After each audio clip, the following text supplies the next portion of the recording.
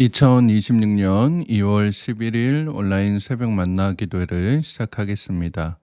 이제 다 함께 사도신경 하심으로 우리의 신앙을 고백하겠습니다. 전능하사 천지를 만드신 하나님 아버지를 내가 믿사오며 그 외아들 우리 주 예수 그리스도를 믿사오니 이는 성령으로 잉태하사 동정녀 마리아에게 나시고 본디 빌라도에게 고난을 받으사 십자가에 못 박혀 죽으시고 장사한 지 사흘 만에 죽은 자 가운데서 다시 살아나시며 하늘에 오르사 전능하신 하나님 우편에 앉아 계시다가 저희로서 산 자와 죽은 자를 심판하러 오시리라. 성령을 믿사오며 거룩한 공예와 성도가 서로 교통하는 것과 죄를 사하여 주시는 것과 몸이 다시 사는 것과 영원히 사는 것을 믿사옵나이다.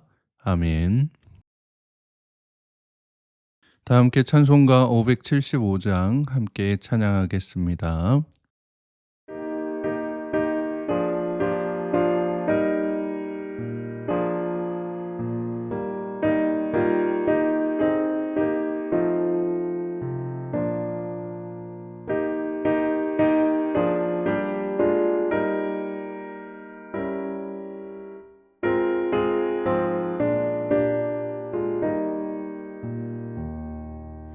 주님께 귀한 것들여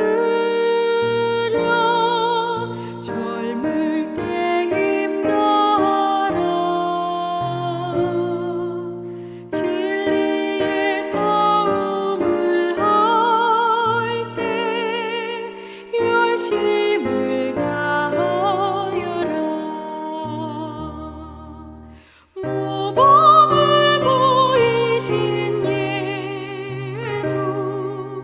굽히지 않으셨네.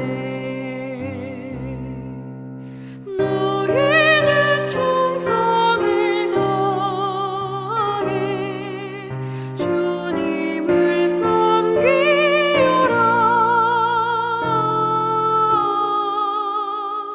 주님께 귀한 것들여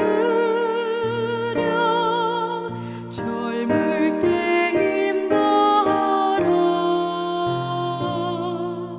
구원의 갑주를 입고 끝까지 싸워라. 주님께 귀한 것들여 내 몸과 내 마음도 주 위에 모든 것 바쳐 힘다해 섬기여라. 독생자 보내신 성부 은혜를 베푸시니 너희는 정성을 다해 주님을 섬기여라. 주님께 귀한 것들여 젊을 때 힘다하라. 구원의 갑주를 입고 끝까지 싸워라.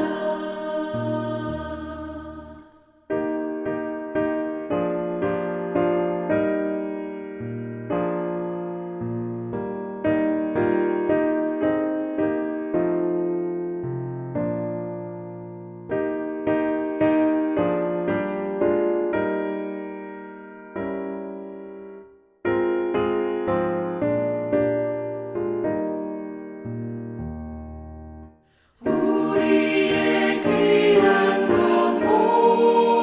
모두 주님께 바치어도 그 귀한 생명을 주신 주 은혜 못 갚겠네.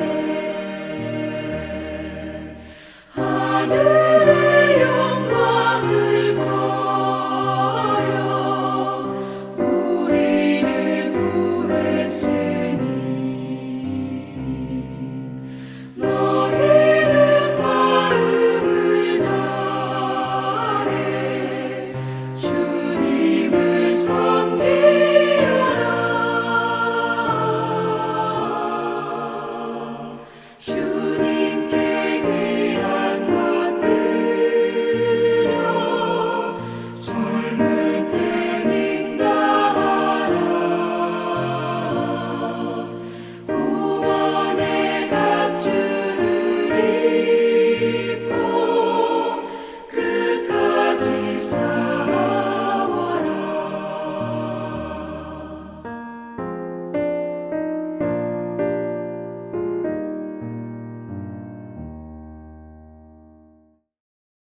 오늘 우리가 함께 나눌 하나님의 말씀은 신약성경 마태복음 12장 38절에서 50절까지의 말씀입니다. 마태복음 12장 38절에서 50절까지의 말씀을 공동체 성경 읽기로 함께 읽도록 하겠습니다. 그때 서기관과 바리새인 중 몇 사람이 말하되 선생님이여, 우리에게 표적 보여주시기를 원하나이다. 악하고 음란한 세대가 표적을 구하나 선지자 요나의 표적밖에는 보일 표적이 없느니라. 요나가 밤낮 사흘 동안 큰 물고기 뱃속에 있었던 것 같이 인자도 밤낮 사흘 동안 땅 속에 있으리라. 심판 때에 니느웨 사람들이 일어나 이 세대 사람을 정죄하리니 이는 그들이 요나의 전도를 듣고 회개하였음이거니와 요나보다 더 큰 이가 여기 있으며 심판 때에 남방 여왕이 일어나 이 세대 사람을 정죄하리니 이는 그가 솔로몬의 지혜로운 말을 들으려고 땅 끝에서 왔음이거니와 솔로몬보다 더 큰 이가 여기 있느니라. 더러운 귀신이 사람에게서 나갔을 때 물 없는 곳으로 다니며 쉬기를 구하되 쉴 곳을 얻지 못하고 이에 이르되 내가 나온 내 집으로 돌아가리라 하고 와보니 그 집이 비고 청소되고 수리되었거늘 이에 가서 저보다 더 악한 귀신 7을 데리고 들어가서 거하니 그 사람의 나중 형편이 전보다 더욱 심하게 되느니라. 이 악한 세대가 또한 이렇게 되리라. 예수께서 무리에게 말씀하실 때 그의 어머니와 동생들이 예수께 말하려고 밖에 섰더니 한 사람이 예수께 여짜오되 보소서, 당신의 어머니와 동생들이 당신께 말하려고 밖에 서 있나이다. 누가 내 어머니이며 내 동생들이냐? 손을 내밀어 제자들을 가리켜 나의 어머니와 나의 동생들을 보라. 누구든지 하늘에 계신 내 아버지의 뜻대로 하는 자가 내 형제요 자매요 어머니이니라. 오늘도 새벽 만나 기도회를 통해 하나님께서 주시는 말씀의 은혜와 평안이 사랑하는 성문가족 여러분들과 함께 하시기를 축복합니다. 오늘 우리가 함께 읽은 본문은 수많은 기적을 보여줬음에도 예수님께 표적을 구하는 이 바리새인들과 서기관의 모습과 누구든지 하나님의 뜻대로 행하는 자가 진정한 예수님의 가족임을 말씀하시는 내용이 나타나 있습니다. 이제 지난 월요일부터 시작된 예수님과 이제 바리새인 간의 이 논쟁이 마무리가 되게 되는데요. 이 바리새인들이 아주 끝까지 예수님의 사역을 회방하고 억지스러운 프레임을 씌우려고 애쓰는 모습이 오늘 본문에서도 나타납니다. 오늘 본문 38절 말씀을 보시면 서기관과 바리새인 몇 사람이 예수님께 표적을 구한다라고 하는 내용이 나오거든요. 38절 말씀해 보시면 그때 서기관과 바리새인 중 몇 사람이 말하되 선생님이여 우리에게 표적 보여주시기를 원하나이다 라고 말씀합니다. 근데 여기 이제 바리새인들이 요구한 표적이라고 하는 것은 어떤 이제 단순한 기적을 보여달라라고 하는 요청이 아니었습니다. 지난번 우리가 봤었던 14절에서 이들이 예수님을 어떻게 죽일까 의논했던 사람들이었잖아요. 그러니까 이미 예수님께서 행하신 축기 사역과 치유 사역을 눈앞에서 보고도 예수님을 시험하고 정죄할 근거를 찾아 예수님을 죽이려고 했었던 사람이기 때문에 그거의 연장선상으로 자신들이 또 어떤 이제 꼬투리를 잡아서 예수님을 죽일까라고 하는 그런 마음으로 표적을 보여달라라고 하는 것이었습니다. 이미 이들이 이제 영적으로도 죽은 이들이었기에 눈앞에 예수 그리스도께서 여러 가지 이적과 치유 이적을 보여주셨음에도 이를 이제 깨닫지 못하고 끊임없이 자기 중심적인 이러한 증거만을 요구한 것입니다. 바리새인만 그럴까요? 우리는 어떻습니까? 지금 예수님께서 여러분과 동행하고 계시고 여러분을 지켜주신다라고 하는 그 믿음보다 뭐 좀 보여주세요. 뭐 이것 좀 해결해 주세요. 그러면 내가 믿을게요. 라고 하는 그런 모습이 있지는 않으신가요? 그런 모습들이 바로 이 바리새인들과 같이 서기관들과 같이 영적으로 죽은 모습이고 예수님 앞에서조차 정죄만을 일삼았던 바리새인들의 모습이다라는 것입니다.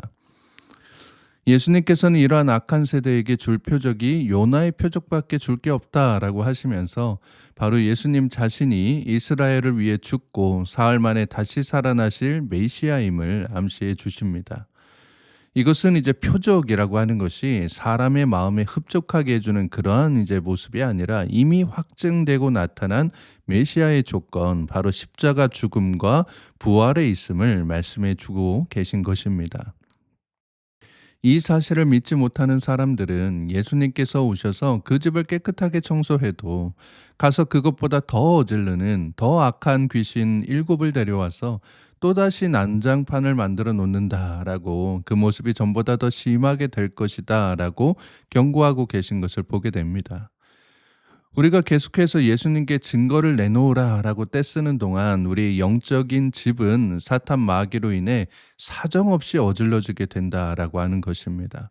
그러니까 내 영적인 집이 지금 더럽고 정리도 안 돼 있고 뭐가 뭔지 하나도 모르겠는데, 그러니까 믿음에 집중하지 못하고 자꾸 흔들린다라고 하는 것입니다.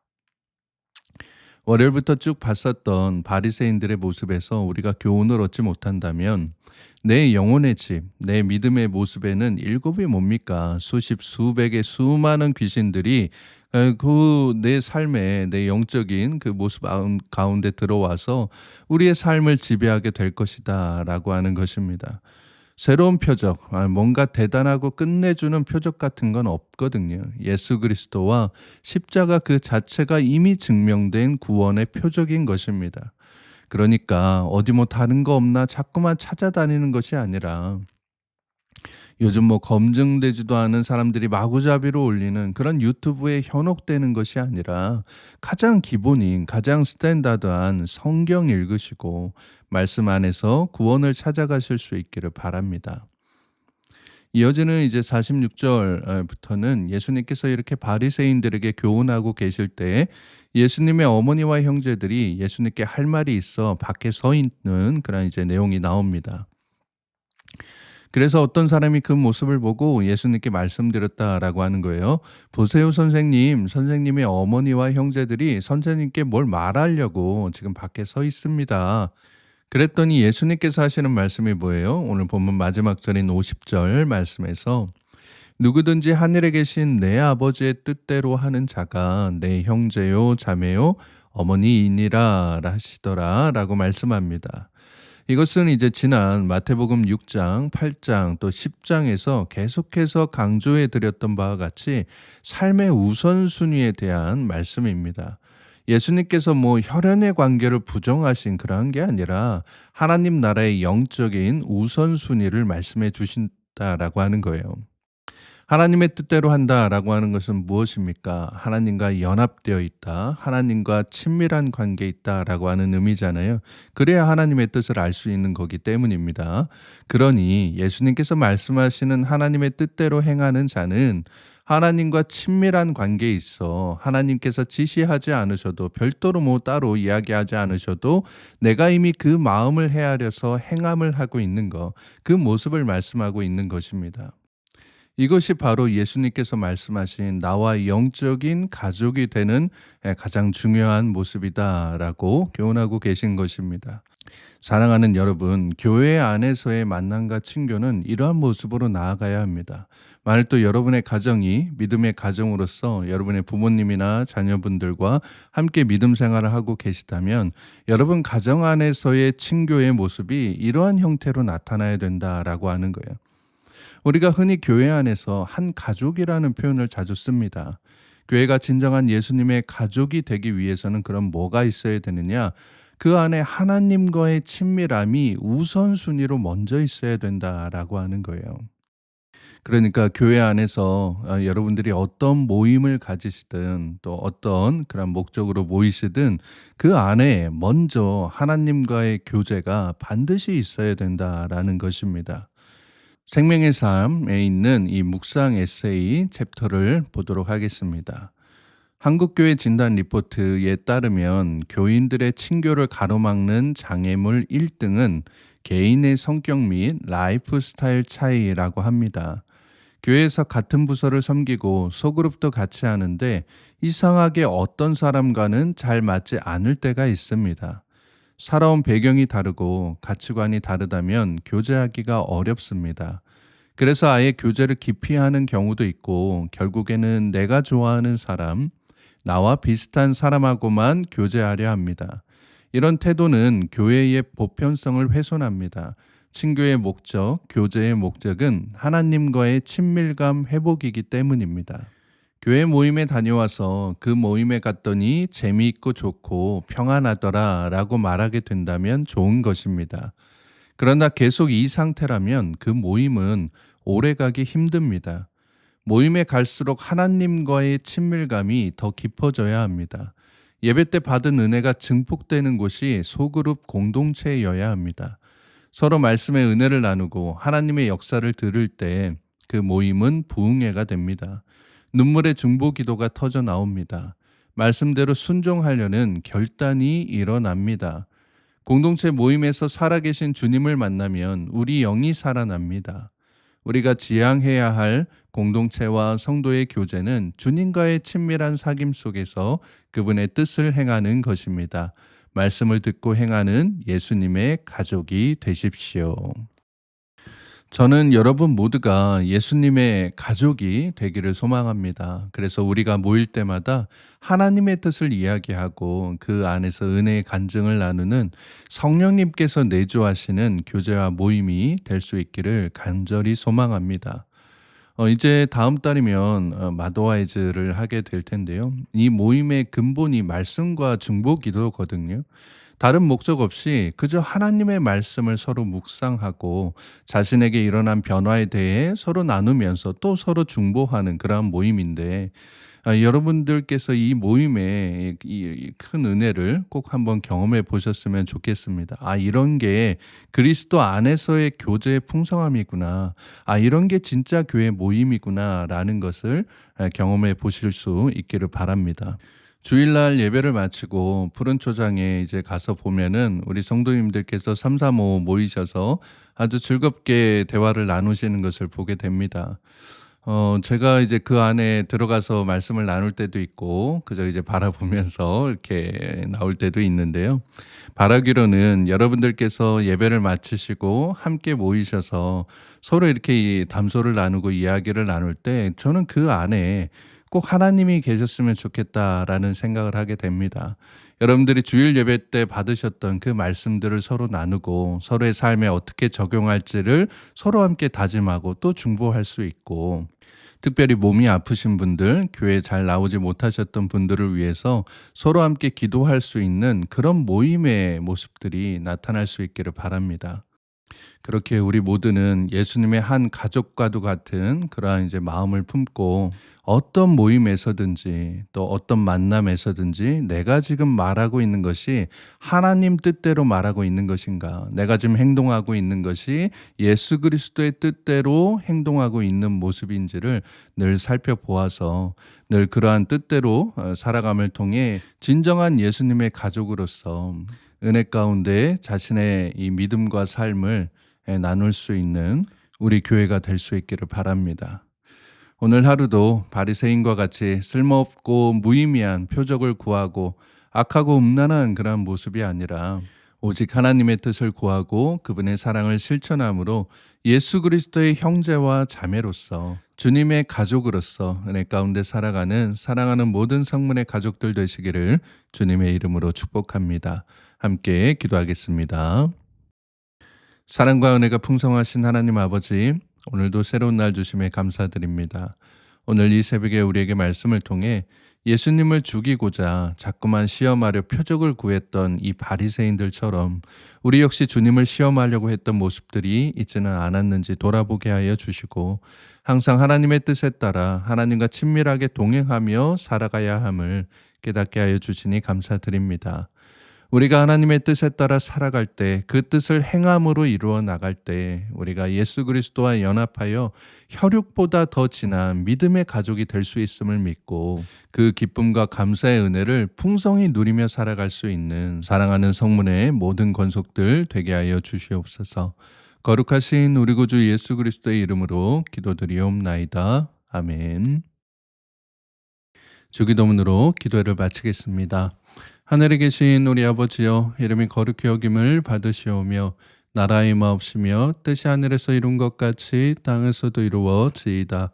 오늘날 우리에게 일용할 양식을 주옵시고 우리가 우리에게 죄 지은 자를 사하여 준 것 같이 우리 죄를 사하여 주옵시고 우리를 시험에 들게 하지 마옵시고 다만 악에서 구하옵소서.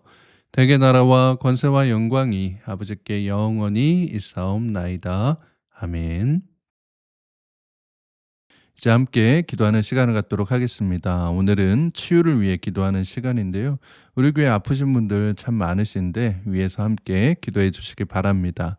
그리고 육신뿐만 아니라 마음의 상처로 고통받고 있는 모든 분들에게 하나님의 위로하심과 치유하심이 나타날 수 있도록, 그래서 기쁨과 감사의 마음으로 함께 하나님께서 베푸신 교제 자리에 나와 은혜를 나누는 시간이 속히 올 수 있도록 함께 기도해 주시기 바랍니다. 오늘 하루 여러분의 모든 삶의 지경 가운데 하나님의 평강이 함께 하시길 빕니다. 함께 기도하겠습니다.